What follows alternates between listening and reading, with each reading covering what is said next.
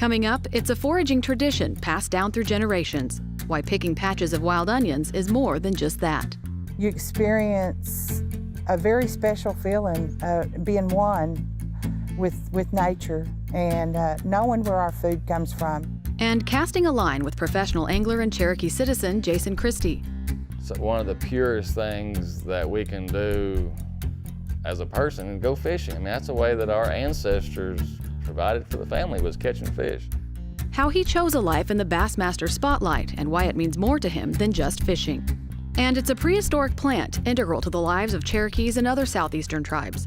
But populations of river cane are now sparse, to say the least. Well, we are taking back being stewards of our land and saying, hey, we're going to start protecting not only animals, we're going to start protecting plants as well. What the Cherokee Nation is doing to bring the plant back.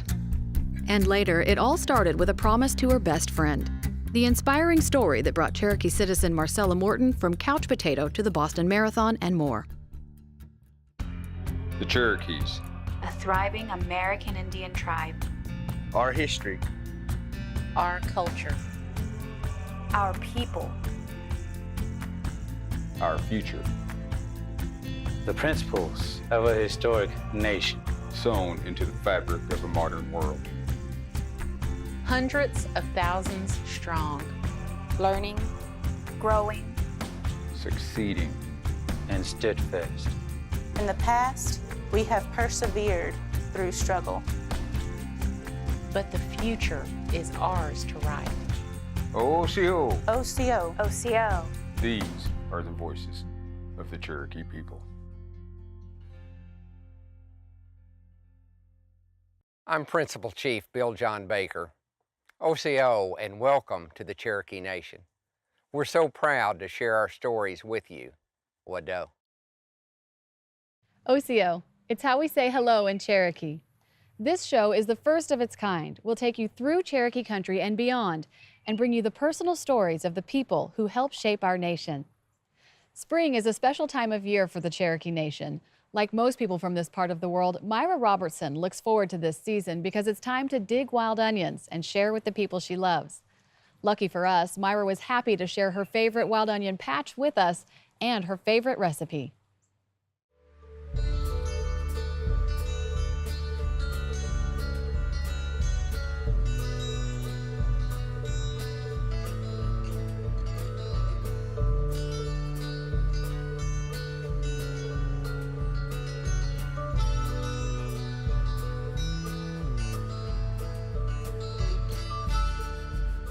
I would go along with my grandmother, my Aunt Nudge, and my mom, and I'd listen to them talk, and I'd help dig onions, and that's how I knew the difference. You know, there's of what to look for, where to look for them, and when you do it on a regular basis, you know, year after year, it's just something that's natural.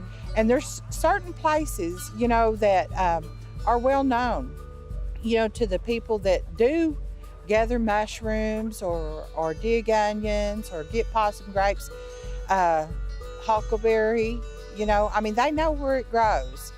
And a lot of patches is a common place, you know, and you see different families going to that spot to get them.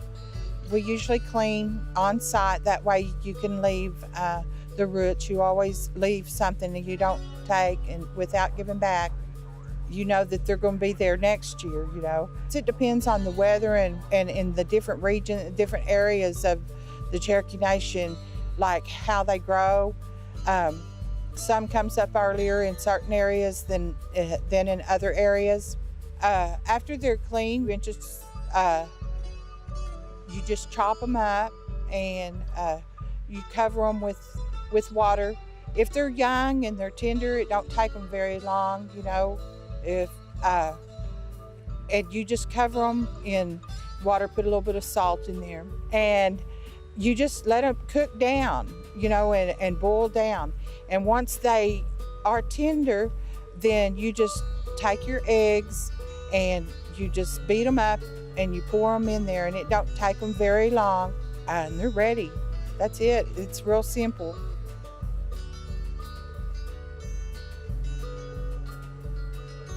you experience a very special feeling, being one with nature and knowing where our food comes from, you know.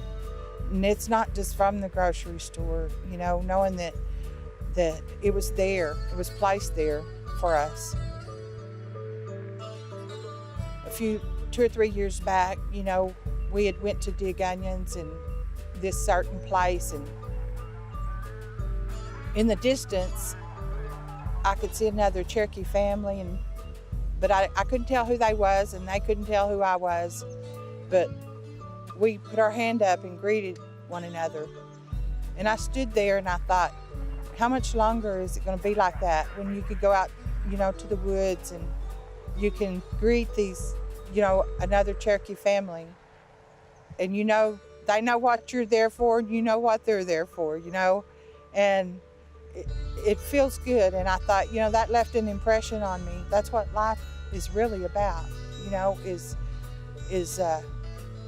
being around those that you love and enjoying what is given to us as a gift. There'd be a bunch of my cousins, we'd all get together. They didn't have to tell us to dig the onion. We did it ourselves, you know. We did it because it was fun. And I want this little one to grow up like that. And he will. As long as there's Cherokee people that teach, and I feel like that yeah, in 10 years from now, there's still going to be people digging onions.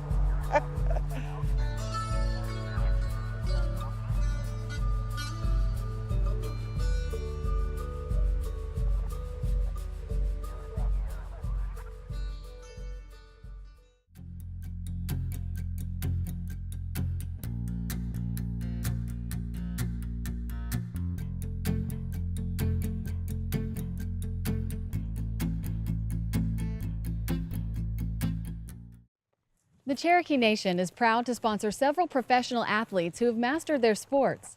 Today we're going fishing with professional angler Jason Christie. He takes us out on Lake Tenkiller here in Oklahoma and shows us how he turned his passion into a career. From Park Hill, Oklahoma, Jason Christie. Yeah. 10 pounds, 13 ounces.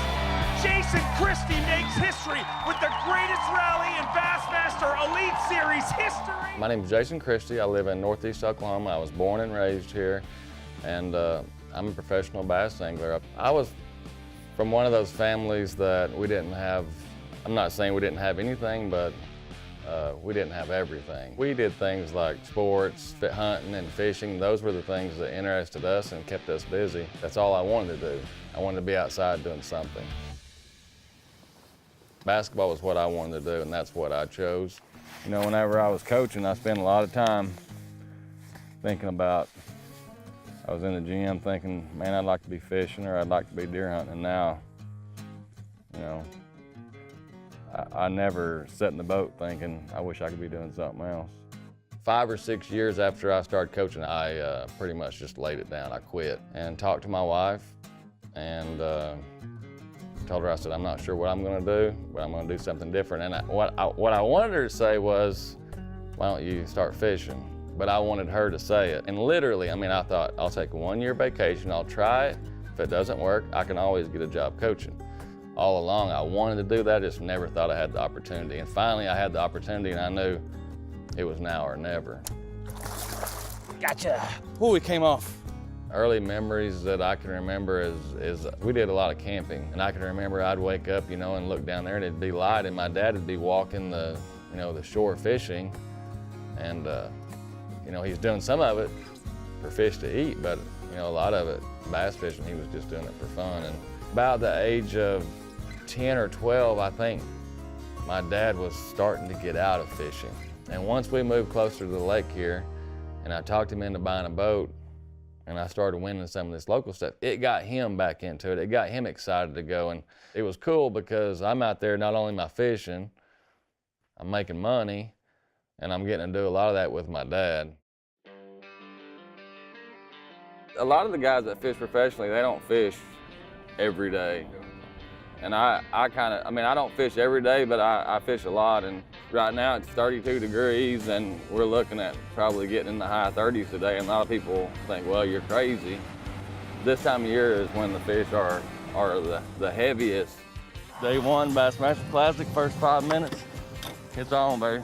The competition's fierce. I mean, anytime you put anywhere from 100,000 to 500,000 on the line, you're gonna have fierce competition. I mean, we're all buddies before we take off that day, but once we take off, we're competitors. I mean, the thing about bass fishing is there's only one winner.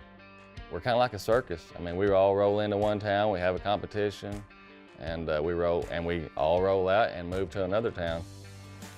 You know, it's a competition and it's combined with one of the purest things that we can do as a person and go fishing. I mean, that's the way that our ancestors provided for the family, was catching fish. But it's something more than that, you know, it's the mental part of it and the schemes and things that you can do different to make yourself a notch better than everything else. 15 pounds, 3 ounces, Jason Christie has done it! What I'm about is chasing trophies, because trophies, if you get trophies, you're gonna make some money, and you're gonna win tournaments, and I'm doing this as a profession. I love it, but I'm doing it as a profession. How can I best provide for my family? And I feel like this is it. I've learned to build my brand, you know, Jason Christie Fishing, and the sponsor group around me, and we're a team, you know, me, Cherokee Nation, Falcon Rods, you know, all of us, we're a team, and we support each other, and that makes it easier for me. I don't have to catch a fish every time I go to make a living, you know what I mean? So really helps if you can catch fish too. It's just happened so fast that you kind of forget where you started, and sometimes I sit back and just say, hey, I'm the guy that was driving a motorcycle from pond to pond, catching perch, and I'm the same person that you see when you drive down the road. You see the kids fishing off the bank. That's me. Really, I would like to fish till I'm about 50. Have enough money saved up where I can buy 1,000 acres, put my house dead smack in the middle of it, and watch my kids grow up. Well, the cool thing about my job is it is what I love. And to be able to do it for a living, I mean, it just proves that if you have a dream, you know, you have the opportunity to chase it, and that's what I've done. And I was lucky. I was a hard worker, and I wanted it really bad. It lets me tell kids and even adults, if you have something that you want to do, you know, if you have a dream, and no matter what it is, anybody can do it. If I can do it, you can do it.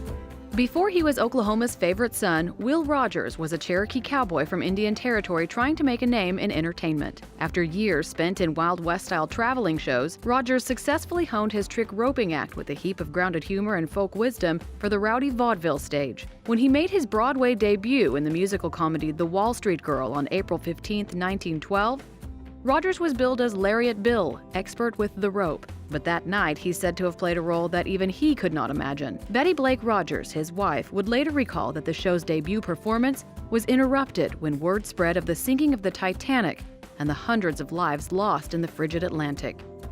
Lariat Bill, she remembered, somberly delivered the news to the audience. The Wall Street Girl was short-lived, but Rogers would soon move on to major stage stardom in the Ziegfeld Follies and then in Hollywood motion pictures. No matter how far Rogers' wit and talent took him, his persona as Oklahoma's Cherokee cowboy and an ambassador for goodwill remained. That legacy is celebrated today at the Will Rogers Memorial Museums in Rogers County.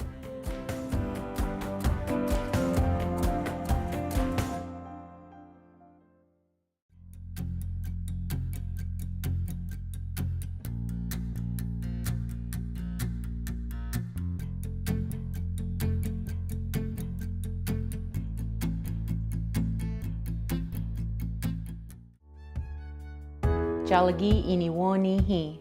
Let's talk Cherokee. First phrase in English, how much does this cost? Hilan Jugan Walstin Hian. How much does this cost? Hila Jugan Walstin Hian. This costs $10. Hian Skonhi Adelan Jugan Walstin. This costs $10. Hian Skonhi Adelan Jugan Walstin.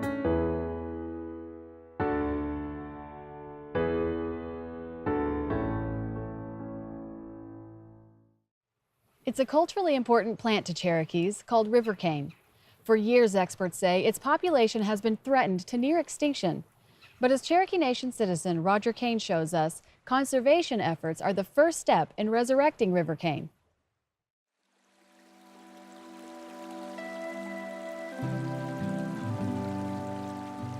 My name is Roger Kane. I'm from Talcott. I was born and raised in Talcott, Oklahoma.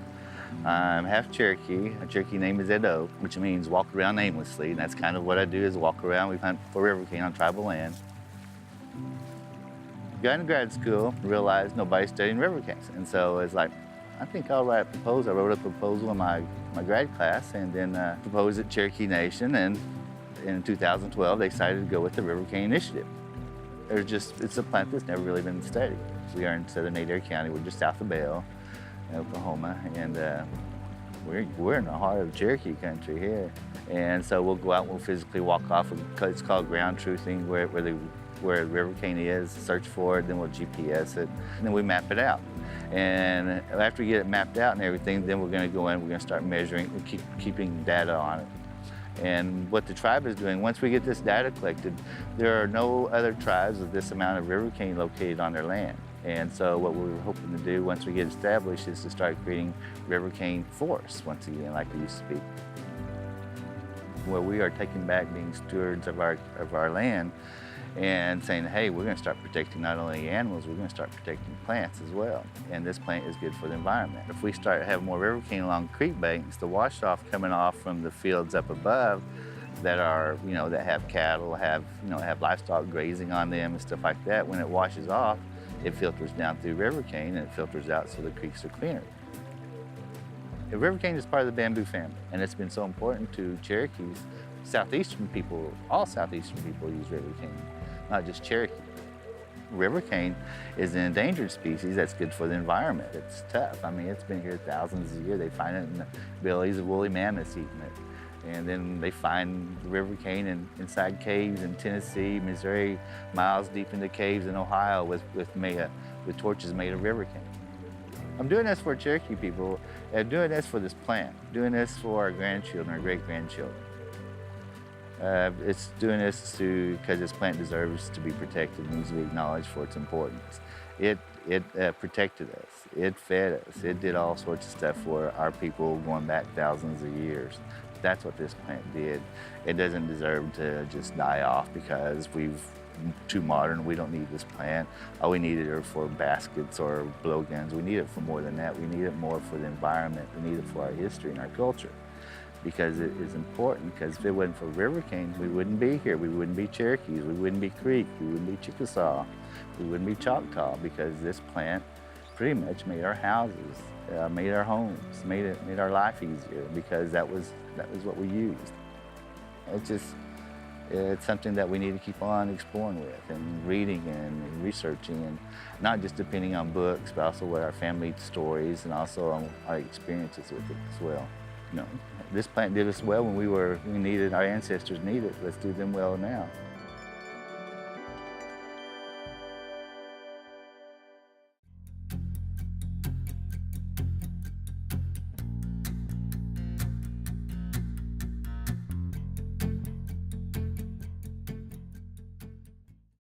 In eastern Oklahoma, in a town called Westville, a retired school teacher made a promise to a friend that changed her life forever. For years now, Marcella Morton has used that promise to help inspire others to live healthier lives. My name is Marcella Morton, and I'm from Westville, Oklahoma.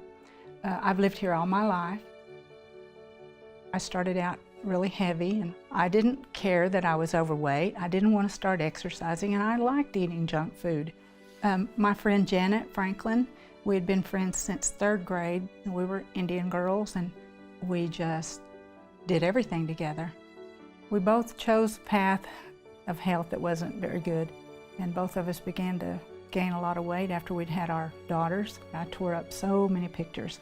I was so, upset at how big I was and how fat I looked. We prided ourselves in being able to cook like our mom, so we did a lot of greasy cooking and baking and enjoyed that because our families enjoyed living like that and eating like that. We didn't really think that was a bad thing until she got cancer. One day I went to visit with her and I sat down next to her on the couch and we were looking at some yearbooks, and she said, I want you to make me a promise. And she said, I want you to promise me that you'll do something about your health. And so I said, okay, I promise I'll do something about my health. And she looked at me and she said, no, you have to pinky swear.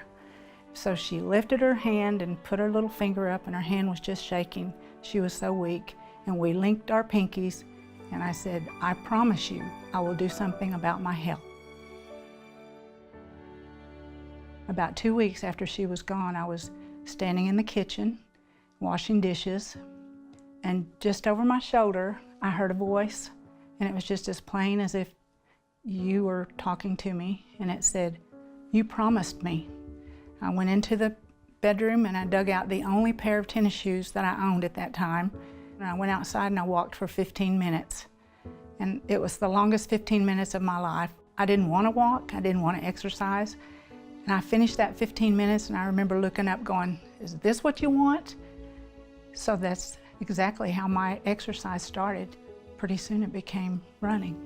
At the end of 2 months, I could really tell a difference in my body, in my legs, and the way I felt. And I had a lot more energy. And I wasn't sick normally in the fall like I was, had been in the past. So I could see that it was doing some good for me. It just kept progressing because I did the 5Ks and then I wanted to do a 10K.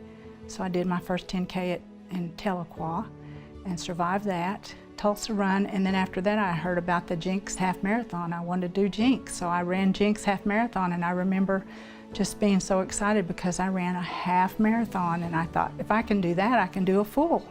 And I thought, what a great tribute that would be to my friend to run Boston in her honor. Did some more research and found out that you did have to run a marathon proceeding at a certain time for your age. So I thought, well, maybe I can do this. So my first attempt, I went by myself to Dallas White Rock, and I got right up at the very front of the line, and I didn't feel like I belonged there. So I moved myself back in the pack, but I missed my qualifying time by 8 minutes and 54 seconds. So I had to go back the next year and try again, pick the same marathon. Second time I did things a little bit different. I took my daughters with me, and I knew that they were waiting for me at the finish line, and I ran my qualifying time at age 51. But I remember when my daughters finally got to me, we were just jumping up and down and screaming, and because I'd made it to Boston. Well, it's probably the most exciting race that I've ever been in. It's held on Patriots Day, so all the schools are out, the stores close.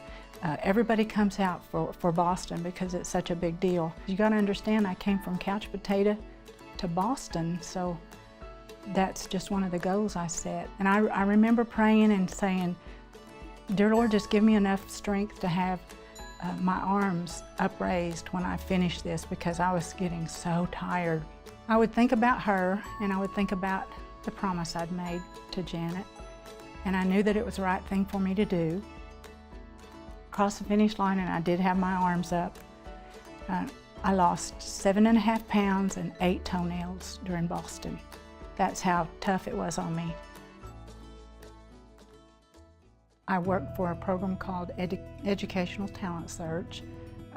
It's a program that deals with students who want to do something post-high school. We encourage them to go to college or to some kind of career tech after high school. I do tell them my story, and I talk about students who really feel like maybe they're from a small town, or their family maybe doesn't support them that much. They can set their own goals, and if they work hard enough, they can achieve practically anything that they want to. Oh, my running group. We are a group of 6. I'm the mentor, I guess. We're called the tribe, the B tribe. Oh my. I think my life would have been a very boring life had I not taken up running, because running has opened up so many avenues for me. I wouldn't have been able to speak to so many people like I have. I just need to talk about Janet, because I wouldn't be here if it weren't for Janet. I kept my promise. We hope you enjoyed our show. And remember, you can always watch entire episodes and share your favorite stories online at Osiyo.tv. There is no Cherokee word for goodbye, because we know we'll see you again. So until next time, Wado. Are you ready for an adventure? The Cherokee Passport allows you to explore the 66,000 acres that make up the Cherokee Nation. From the natural beauty of our lakes and rivers to fascinating cultural attractions, there is history and beauty around every corner. Learn more about the Passport at visitCherokeeNation.com and receive admission to 5 Cherokee Nation museums and more.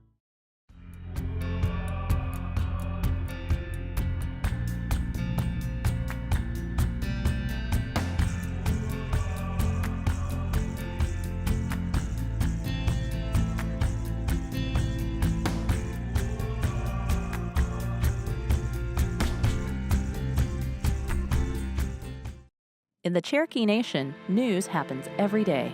Cherokee Nation's economic impact on the state of Oklahoma now exceeds $2 billion. The dollars that are generated here are creating jobs. It benefits everyone. Creating headlines. The new 469,000 square foot health facility is the result of the largest joint venture agreement ever. For the people of the Cherokee Nation, and will impact them for generations to come. Creating opportunities. Cherokee Nation employees can now take 8 weeks of paid maternity leave. We have lots of young mothers and young families, and this is something that's very exciting. This year, the tribe awarded $5 million to superintendents from about 100 public school districts. When it comes to education, we're all in it together. Creating a better place to call home. The Wilma P. Mankiller Health Center in Stillwell, Oklahoma nearly doubled in size. That this absolutely will make a tremendous impact on the quality of life. It's going to provide more jobs. For more Cherokee Nation news, visit onadiskoe.com.